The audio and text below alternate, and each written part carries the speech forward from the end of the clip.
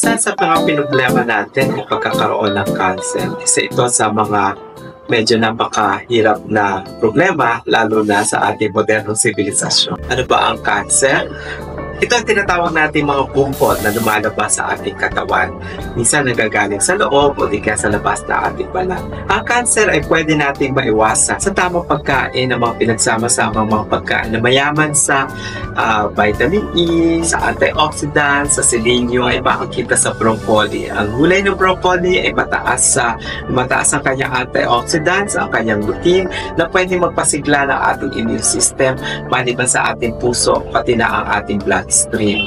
Ang malted barley, isa sa mga kakamag-anak ng mga halamang palay, mga wheat, ay mataas sa tinatawag na luteinizing. Ayon sa pag-aaral, ito ay nakita na ang luteinizing ay isang anti-cancer peptide na meron sa malted barley. Ito ay pinipigilan ng pagkakaroon ng cancer cells na pinanggagalingan yung oncogenes or carcinogens. Samahan ng green tea o peppermint na napakataas ng selenium content at ng kanyang mga vitamin E at sa magandang antioxidants na tumutulong para mapigilan ang cancer cells o paglaganap o pagkakaroon ng cancer cells sa ating katawan.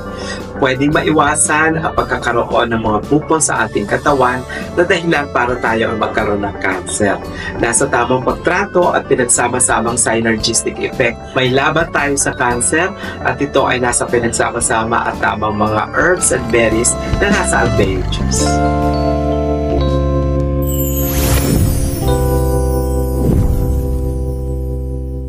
MyAlveo's 26 herbs in 3D synergy works in your body like magic.